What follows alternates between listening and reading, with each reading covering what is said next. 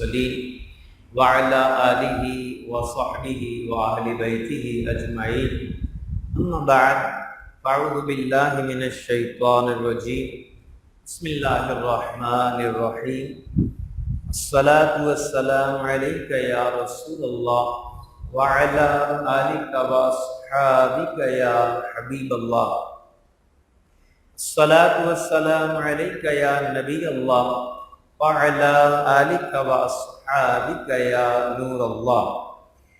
تمام حمد و ثنا، تمام تعریفیں اللہ رب العالمین کے لیے، اور کروڑوں درود و سلام نازل ہوں حضور نبی رحمت صلی اللہ تعالی علیہ وسلم پر، اور آپ صلی اللہ تعالی علیہ وسلم کے آل و اصحاب پر اللہ تعالیٰ کی رحمتیں اور سلامتی نازل ہو۔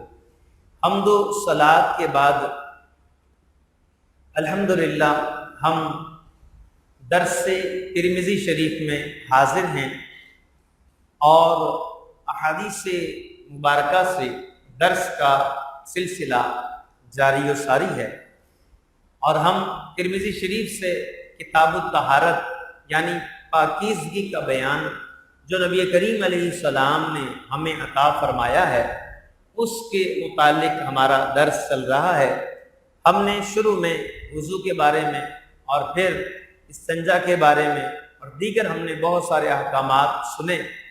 آج ہم اس کا تعلق بھی پاکیزگی کے ساتھ ہی ہے۔ آج جو ہمارا چیپٹر ہے وہ یہ ہے باب ما جاء فی السواک، یعنی نبی کریم صلی اللہ تعالی علیہ وسلم سے مسواک کے بارے میں جو مروی ہے اس کا چیپٹر۔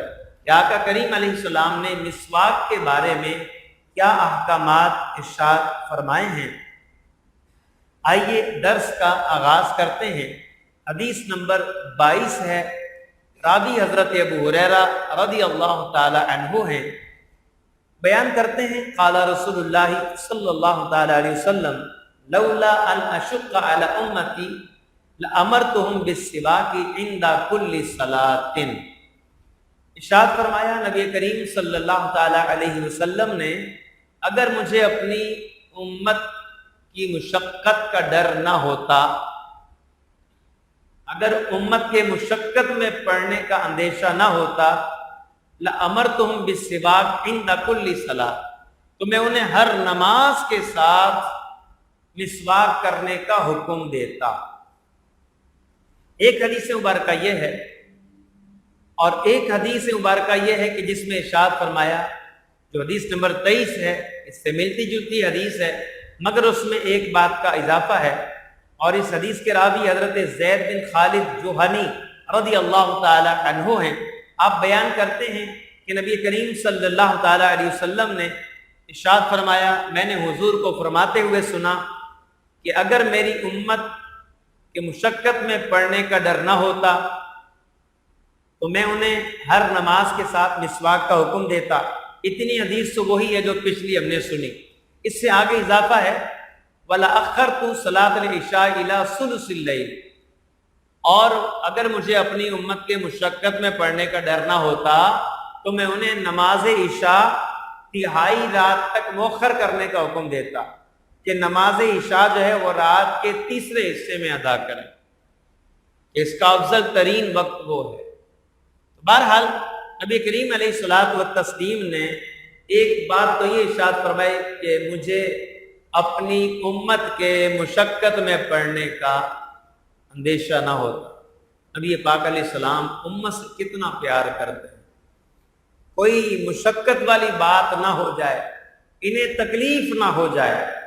ایک موقع کی فرمایا تھا کہ اگر میں ہاں کہہ دوں تو حج ہر سال فرض ہو جائے۔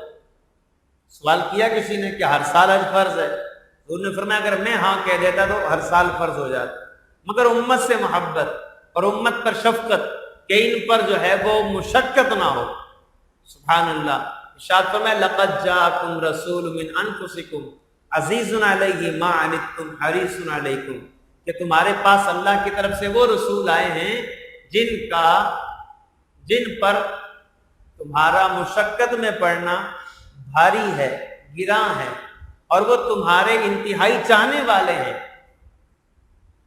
مشقت میں پڑھنا کہ تم کہیں مشقت میں نہ پڑ جاؤ، یہ نبی پاک علیہ السلام پر گرا ہے۔ یہ اس کا اظہار نبی پاک علیہ السلام نے کئی مواقع پہ کیا ہے، اور ایک موقع یہ بھی ہے کہ اگر امت کے مشقت میں پڑھنے کا ڈر نہ ہوتا، مسواک کو لازم کر دیتا، ہر نماز کے ساتھ مسواک کرنے کا حکم دیتا۔ مسواک کی اہمیت اس حدیث سے پتہ چلتی ہے کہ مسواک کی کس قدر اہمیت ہے۔ بخاری شریف میں حدیث ہے، نبی کریم علیہ السلام نے ارشاد فرمایا کہ مسواک میں منہ کی صفائی ہے اور اللہ کی خوشنودی ہے، اللہ کی رضا ہے۔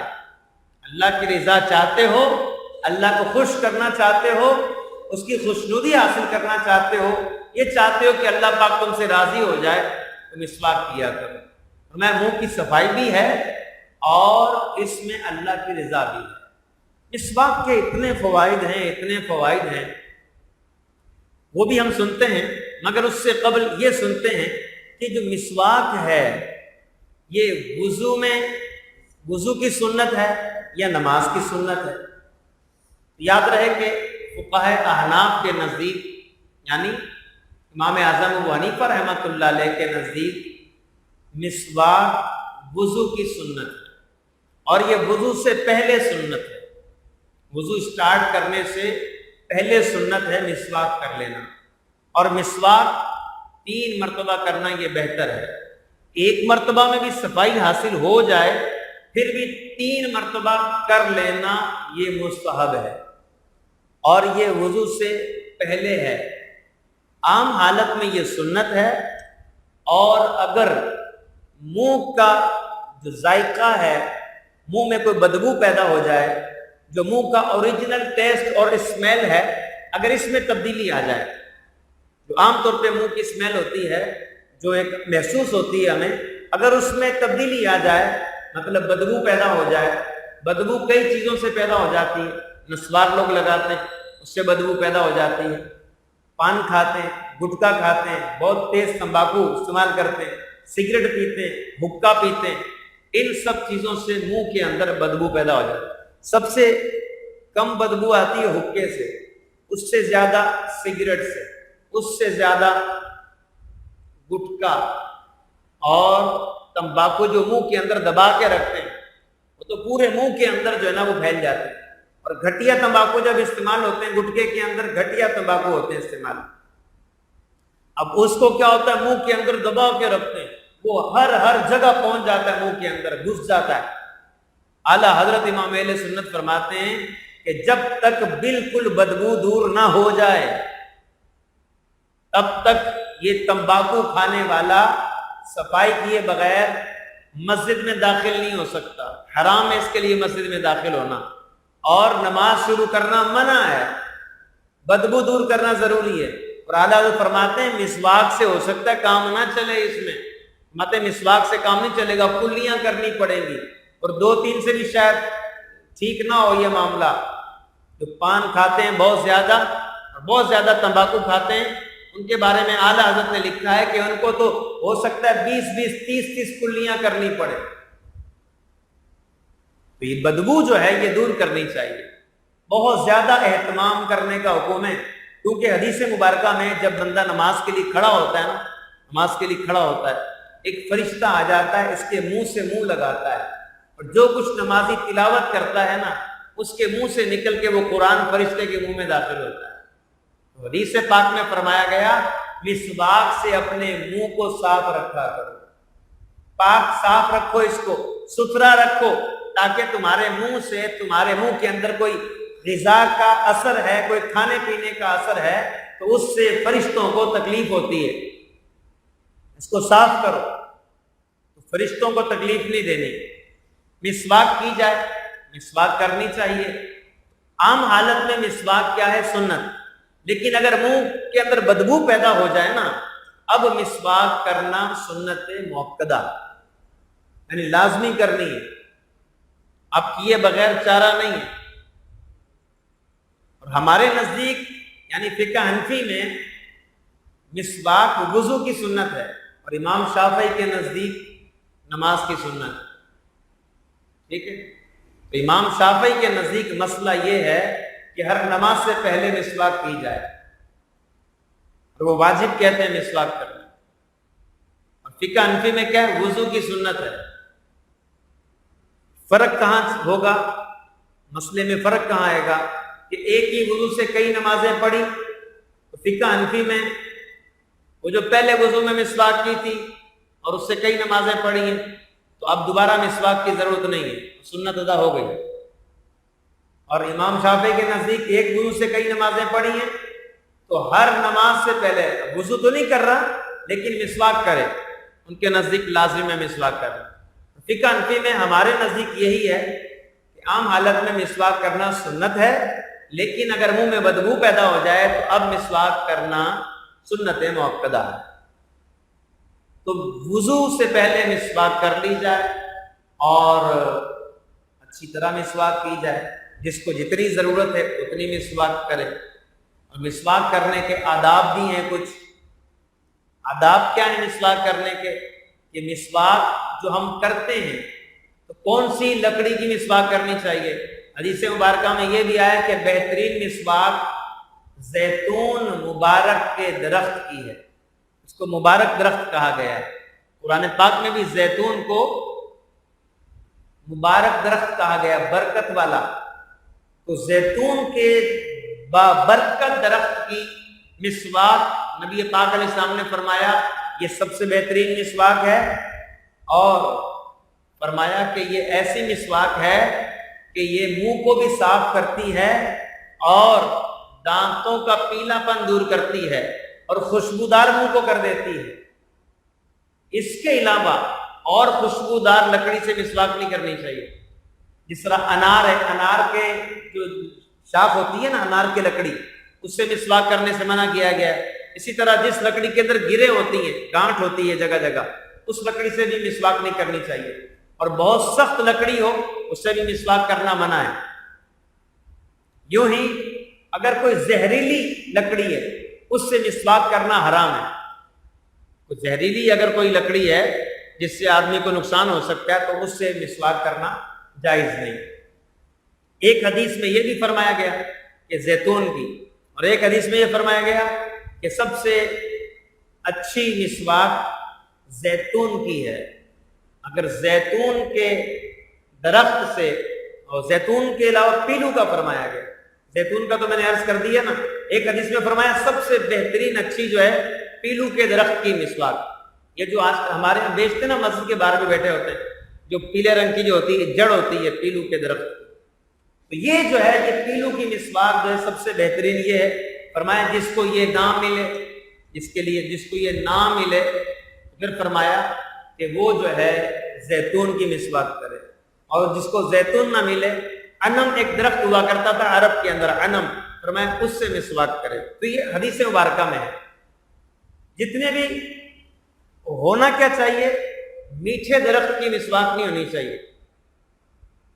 کسیلا تھوڑا سا کڑوا، یا کسیلا ہو یا کڑوا ہو یا ترش ہو، اس سے کیا ہوتا ہے صفائی زیادہ اچھی ہوتی ہے. سخت بھی نہ ہو. اور مسواک کا برش ایک ہی سائڈ بنانا چاہیے، دونوں سائڈ نہیں.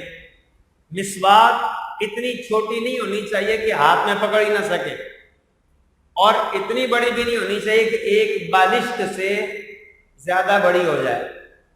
بعض کتابوں میں لکھا ہے ایک بالشت سے اگر مسواک بڑی ہوگی تو یہ مرکب شیطان ہے. کیا مطلب؟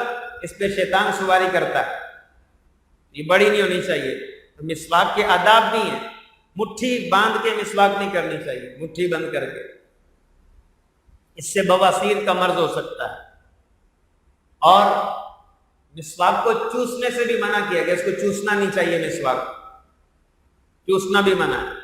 اور مسواک کو لیٹ کر اگر وہ کرے گا نا، لیٹا لیٹا مسواک کرے گا، اس کی تلی بڑھ جانے کا اندیشہ، اس کی تلی بڑھ سکتی ہے.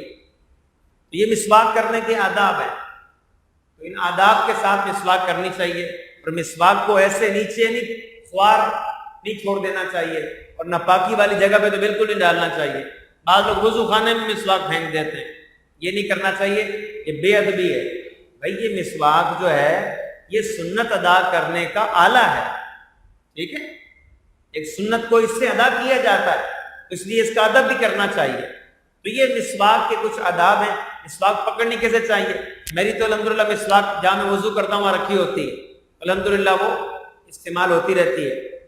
اب مسواک کا برش جو ہے نا، برش جو ہوتا ہے مسواک کا، اس کو بھی جو ہے وہ کوشش کر کے ایک برش کو آپ اگر کئی دن تک چلاؤ گے نا، پھر اس کے اندر تلخی ختم ہو جاتی ہے اور وہ پھر پھیکی پڑ جائے گی اور وہ صفائی حاصل نہیں ہوگی۔ تو ایسا کریں، اس کو اوپر سے کاٹ دیں برش کو، جب وہ ایک دو دن استعمال ہو جائے اور اس کو کاٹ دیں، پھر نیا برش بنا لیں۔ اب تو وہ جو ہے وہ ایک صاحب نے مجھے تصویریں دکھائی تھی، کوئی یو کے میں صاحب ہوتے ہیں، انہوں نے بتایا کہ اب تو مسواک والے برش بھی آ رہے ہیں۔ برش ہے بنا ہوا ہے، اس کے اوپر مسواک کے جو ہے وہ کیا کہتے ہیں 3 برش ایسے اوپر لگے ہوئے ہیں، مسواک کے ڈنڈی ہوتی بنی ہوئی مسواک چبی ہوئی اور اس کے اوپر لگے ہوئے 3، اور وہ اس سے نکل بھی جاتا ہے، وہ ٹائٹ ہو جاتا ہے جس طرح پیسٹ ٹائٹ ہوتا ہے نا، یعنی برش ٹائٹ جو ہے نا وہ مسواک بھی آ رہی ہے۔ تو وہ پتہ نہیں یہاں کب پہنچے گی، لیکن جو اوریجنل ہوتی ہے جو ہم کرتے ہیں، اصل تو یہی ہے۔ اس کو پکڑنا کیسے چاہیے؟ دیکھیں مثال کے طور پہ یہ پین ہے، اس کو مسواک سمجھ لیں آپ، سمجھنے کے لیے مسواک سمجھ لیں۔ اس چھوٹی انگلی جو ہے نا نیچے ہونی چاہیے، نیچے 3 انگلیاں اس کے اوپر ہونی چاہیے، اور انگوٹھا جہاں پر برش ہوتا ہے اس کا اس جگہ ہونا چاہیے۔ اور مسواک اگر ہم کریں تو اس کا بھی ادب ہے، چوڑائی میں مسواک کرنی چاہیے، چوڑائی میں، لمبائی میں مسواک نہیں کرنی۔ دانتوں کی چوڑائی میں، دانتوں کی چوڑائی ایسے ہوتی ہے تو مسواک بھی چوڑائی میں کرنی چاہیے، ٹھیک ہے، لمبائی میں نہیں۔ دانتوں کی لمبائی ایسے ہوتی ہے نا، ایسے مسواک نہیں کرنی چاہیے، اس سے مسوڑے جو ہیں وہ زخمی ہو سکتے ہیں۔ تو یہ سنت کرنا ہے، مسواک کرنا سنت ہے، اس کے آداب بھی ہیں، ان آداب کو بھی ہمیں پیش نظر رکھنا چاہیے۔ مسواک نہیں ہے تو کیا کریں؟ مسواک نہیں ہے تو کیا کریں؟ یا مسواک تو ہے دانت نہیں ہے تو کیا کریں؟ یہ بھی ایک مسئلہ ہے۔ تو اس کے بارے میں یہ ہے، حدیث مبارکہ میں کہ اگر تمہیں مسواک نہ ملے تو تم اپنی انگلی کو استعمال کر لو۔ یہاں ایک فقہا نے لکھا ہے کھردرا کپڑا، ایسا کپڑا جو تھوڑا موٹا ہو، کھردرا ہو، پلین کپڑا نہیں ہو، جیسے تولیے کا ہوتا ہے ٹاول، یا پھر بنیان کا کپڑا ہوتا ہے، موزے کا کپڑا، اس طرح کے جو کپڑے کھردرے کپڑے ہوتے ہیں۔ موزے سے نہیں کرنا، سمجھانے کے لیے میں نے کہا ہے، کھردرا کپڑا لے کر وہ مسوڑوں پہ پھیر لیا جائے یا انگلی پھیر لی جائے، تو پھر علماء نے لکھا ہے کہ ایسے شخص کو مسواک کا ثواب مل جائے گا۔ اگر مسواک نہیں ہے تب اچھا، ٹوتھ برش جو ہوتا ہے یہ پیسٹ کرنے سے مسواک کا ثواب ملے گا یا نہیں؟ اکثر علماء یہ کہتے ہیں نہیں ملے گا، مسواک کا ثواب نہیں ملے گا۔ لیکن لکڑی نہیں ہے، مسواک نہیں ہے، انگلی سے یا کپڑے سے کیا تو مسواک کا ثواب مل جائے گا، کیونکہ حدیث میں ایسا ہے کہ اگر تمہارے پاس لکڑی نہیں ہے تو پھر تم انگلی پھیر لو، اس سے تمہیں مسواک کا ثواب مل جائے گا۔ مسواک اس کے قائم مقام ہے، لیکن برش اس کے قائم مقام ہے یا نہیں؟ اکثر علماء کہتے ہیں قائم مقام نہیں ہے۔ البتہ ایک فتاوی جو ہے، فتاوی یورپ، مفتی عبد الواجد رحمۃ اللہ تعالی علیہ، مفتی اعظم یورپ کہلاتے تھے، ان کے ایک کتاب ہے فتاوی یورپ، انہوں نے لکھا ہے کہ اگر کوئی پیسٹ بھی کرے گا، برش کرے گا، تو یہ مسواک کے قائم مقام ہو جائے گا۔ وہ اس لیے کہتے ہیں کہ بھئی چونکہ برش، اس سے مقصد کیا ہے؟ صفائی حاصل کرنا ہے، تو صفائی جو ہے وہ اس سے حاصل ہو جاتی ہے، بہت اچھی ہو جاتی ہے۔ لیکن جو مسواک کا کہتے ہیں کہ بھئی وہ کہتے ہیں کہ بھئی مسواک کا الٹرنیٹ نہیں ہے برش، کیونکہ برش جو ہے یہ بھی ایک تحقیق ہے، ریسرچ ہے، میڈیکل سائنس کی ہے۔ ایک مرتبہ جیسے برش استعمال ہوتا ہے اس میں جراثیم آ جاتے ہیں، فرسٹ ٹائم جیسے استعمال کیا اس میں جراثیم پہنچ جاتے ہیں، اب وہ نکلتے نہیں ہیں صحیح طرح سے، تو اس میں نقصان بھی ہو سکتا ہے۔ یہ بھی لکھا ہے، یہ بھی میڈیکل ریسرچ ہے۔ تو سب سے بہتر کیا ہے؟ مسواک۔ اللہ تعالیٰ توفیق دے تو ہم کریں مسواک۔ بعض بزرگوں کو مہنگی مسواک ملی، نہیں ملتی تھی، انہوں نے 10 درہم خرچ کر کے مسواک حاصل کر لی، تو ان کو کہیں بشارت دی گئی خواب میں یا کہیں آواز آئی کہ تم نے اتنے درہم خرچ کر کے جنت خرید لی۔ کوشش کی نا، اس کے لیے خرچہ کیا، 20 روپے کی عام طور پہ مسواک مل جاتی ہے آج کل 15 سے 20 روپے کی. وہ مسواک جو ہے اگر آپ اس کو طریقے سے استعمال کریں گے تو چند دن چل جاتی ہے. یہ ہمیں اللہ تعالیٰ مسواک کرنے کی توفیق عطا فرمائے، اللہ کی رضا بھی ہے. اور دیکھیں مسواک کر کے اگر 2 رکعت نماز پڑھی جائے، حدیث مبارکہ میں آتا ہے جو بندہ مسواک کر کے 2 رکعت نماز پڑھتا ہے بغیر مسواک والی 70 رکعتوں سے زیادہ افضل ہے. یعنی جو رکعتیں بغیر مسواک کے پڑھی ہیں وہ ایک طرف 70 اور مسواک والی 2 رکعتیں 70 سے زیادہ بہتر. کتنی اس کی فضیلت ہے.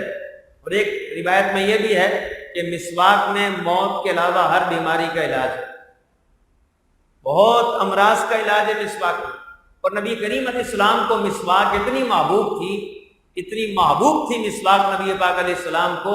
جب بھی سفر سے گھر میں آتے مسواک کرتے، جاتے مسواک کرتے، اور رات میں جب بھی اٹھتے نبی کریم علیہ السلام، سیدہ عائشہ رضی اللہ تعالی عنہا فرماتی ہیں نبی پاک علیہ السلام اٹھتے ہی پہلا کام مسواک کرتے. اور ایک حدیث میں خود نبی پاک علیہ السلام نے فرمایا مجھے جبریل نے اتنا زیادہ مسواک کرنے کا کہا ہے اور میں اتنی کوشش کرتا ہوں، اتنی زیادہ مسواک کرتا ہوں، مجھے ڈر ہے کہ میرے مسوڑے زخمی نہ ہو جائیں یا دانت مبارک جو ہیں وہ گر نہ جائیں. یعنی میں اپنے سامنے کے دانت جو ہیں ان کو زخمی نہ کر بیٹھوں، اتنا مجھے مسواک کرنے کا حکم ہے. اللہ اکبر. اور نبی پاک علیہ السلام اس قدر منہ کو صاف کیوں رکھتے تھے، اس قدر صفائی. ان کا منہ ویسے ہی صاف، ٹھیک ہے، ویسے ہی صاف. وہ مسواک زیادہ کیوں کرتے تھے، اہتمام کیوں کرتے تھے. نعوذ باللہ ہم کبھی نہیں کہہ سکتے کہ حضور کا منہ مبارک جو ہے اس کے بارے میں ہم کوئی بات کریں، نہ کوئی سوچ بھی نہیں سکتے. ان کا منہ اقدس ایسا ہے، اگر کوئی ان کی طرف یہ بھی کہہ دے نا نعوذ باللہ کہ حضور کا منہ گندا ہے تو کفر کا حکم ہے. نبی پاک علیہ السلام کے لباس کو میلا کہنا کفر ہے. سیدہ عائشہ فرماتی ہیں حضور کی چادر مبارک دھویا کرتے تھے، اس میں کوئی بھی ایسی چیز نہیں ہوتی تھی کہ گندگی ہو یا کوئی اس کے اندر کوئی نشانات ہوں، وہ صاف ہی ہوتی تھی. بس حضور علیہ السلام صفائی میں مبالغے کے لیے اور امت کی تعلیم کے لیے کپڑوں کو دھو لیا کرتے تھے اور دھلوایا کرتے تھے. اب غور کریں آقا کریم علیہ السلام اس قدر کیوں مشقت اٹھاتے تھے مسواک کرنے میں. ایک تو میری امت میری سنت سمجھ کے عمل کرے، ان کو ترغیب ملے کہ منہ کو صاف رکھنا ہے، خاص طور پہ جب نماز پڑھنے ہیں تو مسواک کا اہتمام کرنا ہے. اب آقا کریم علیہ السلام کیوں اتنی مشقت کرتے تھے، اتنا مبالغہ فرماتے تھے؟ تو ایک حدیث مبارکہ جس سے یہ واضح ہوتا ہے، نبی پاک علیہ السلام نے فرمایا کہ بھائی لولا اناجی ربی، یہ جامع الصغیر میں حدیث ہے. حضور علیہ السلام فرماتے ہیں کہ اگر مجھے اپنے رب سے باتیں نہ کرنی ہوتی، اگر مجھے اپنے رب سے باتیں نہ کرنی ہوتی تو میں کچے پیاز کو ضرور کھاتا. فرمایا میں نہیں کھاؤں گا، تم کھاؤ. تمہیں تو نماز میں آ کے رب سے باتیں کرنی ہے، میں ہر وقت اپنے رب سے باتیں کرتا ہوں، مناجات کرتا ہوں، مجھے اپنے رب سے باتیں کرنی ہوتی ہیں. تو اس لیے آپ جب رب سے باتیں کرنی ہیں تو منہ کی صفائی کا مبالغہ، بہت زیادہ مسواک کا استعمال. سبحان اللہ. تو یہ نبی پاک علیہ السلام مسواک کا اتنا استعمال فرماتے تھے، ہمیں ترغیب بھی دلائی ہے. لیکن اب مسواک کا ایک ذہن نہیں ہے. دیکھیں اسی میں ایک بزرگ ہیں زید بن خالد، ان کے بارے میں آتا ہے کہ جب بھی مسجد میں آتے وَسِبَاقُهُ عَلَىٰ أُذُنِهِ مَوْضِعَ الْقَلَمِ مِنْ أُذُنِ الْكَاتِبِ، کہتے ہیں جب بھی مسجد میں آتے نماز کے لیے ان کی مسواک جو ہے جیسے لکھنے والا اپنا پین جو ہے کان میں لگا کے رکھتا ہے، ایسے مسواک کان میں لگا کے رکھتے ہیں، اس لیے بھی کہ یار یاد آ جائے گا اور مسواک کر لیں گے. ویسے کہیں اور رکھی ہوگی تو ہو سکتا ہے بھول جائے بندہ. بعض صحابہ کرام سے مروی وہ اپنے امامے کے اندر لگا کے رکھتے تھے مسواک کو، تاکہ جب وضو کرنے بیٹھیں تو یاد آ جائے کہ مسواک کرنی ہے. تو اس قدر مسواک کا اہتمام ہمارے بزرگان دین کیا کرتے تھے.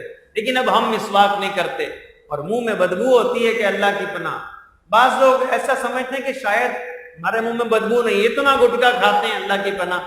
گٹکے کے بارے میں تو میں کہتا ہوں نہ باپ چھڑا سکے، نہ ماں چھڑا سکے، نہ بیوی چھڑا سکے، نہ اولاد چھڑا سکے، نہ مرشد چھڑا سکے.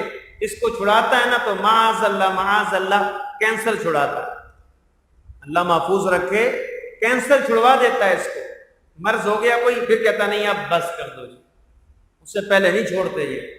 ہاں جو جس کو اللہ توفیق دے وہ چھوڑ بھی دے، لیکن میں سمجھانے کے لیے عرض کر رہا ہوں کہ سب زور لگا دیتے ہیں، انسان کو عقل نہیں ہے، بندے سوچ تو اکیلا تھوڑی ہے، تیرے ساتھ اتنے سارے لوگ بھی ہیں، تیری بیوی بھی ہے، بچے بھی ہیں، بہن بھائی بھی ہیں، خاندان ہے، فیملی ہے، ان کا بھی خیال کر، کیوں کینسر کو خرید رہا ہے؟ نہیں میں تو 10 سال سے کھا رہا ہوں نہیں ہوا۔ ایک آدمی بولے میں تو جی 40 سال سے بائک چلا رہا ہوں نہیں ہوا ایکسیڈنٹ، ہوتے دیر لگتی ہے کیا؟ 40 سال سے بائک چلا رہا ہوں میرا ایکسیڈنٹ نہیں ہوگا تو کیا نہیں ہوگا اس کو؟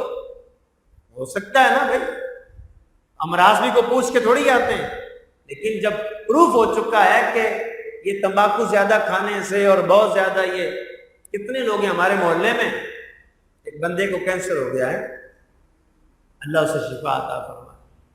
آپ غور کریں، آپ کتنی ایک ایسی چیزیں بچنا چاہیے۔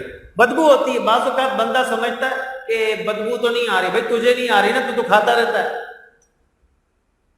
بعض اوقات یہیں مسجد میں آ کے مجھ سے ملتے ہیں، بات کر رہے ہوتے ہیں، وہ چڑھ کر بات کرتے ہیں منہ کے اوپر، وہ دل جو ہے نا وہ پتہ نہیں کیسے برداشت کرتا ہے ان کو۔ تو بھائی اگر آپ کے منہ میں بدبو ہے تو پھر آپ مسجد میں کیوں آ رہے ہیں؟ آپ کا مسجد میں آنا ہی جائز نہیں ہے۔ ایسی چیز کو چھوڑ دو نا، تو نقصان ہی نقصان ہے، فرشتوں کا بھی نقصان کرتی ہے، تکلیف دیتی ہے فرشتوں کو، یہ بدبو اگر ہوگی تو تکلیف دے گی۔ اللہ کریم ہمیں مسواک کی محبت عطا فرمائے، حضور علیہ السلام کی سنتوں کی محبت عطا فرمائے۔ آج میں اتنا ہی درس جو ہے وہ یہیں روکتے ہیں، انشاءاللہ اگلے اتوار کو تو عید ہوگی، درس سے حدیث نہیں ہوگا، اس سے اگلے اتوار کو انشاءاللہ زندہ رہے تو انشاءاللہ درس ہوگا، اور اسی حدیث سے یہ بھی بتانا ہے کہ نبی پاک علیہ السلام کو اللہ پاک نے کیسے اختیارات دیے ہیں۔ حضور فرماتے ہیں میں لازم کر دوں، فرض کر دوں، حضور فرماتے ہیں اللہ نے مجھے اختیار دیا ہے جس کے لیے جو چاہوں فرض کر دوں، مسواک چاہوں تو فرض کر دوں، یہ حضور کا اختیار ہے۔ نبی پاک علیہ السلام کے اختیارات کیا کیا ہیں انشاءاللہ اگلے اتوار کو سنیں گے۔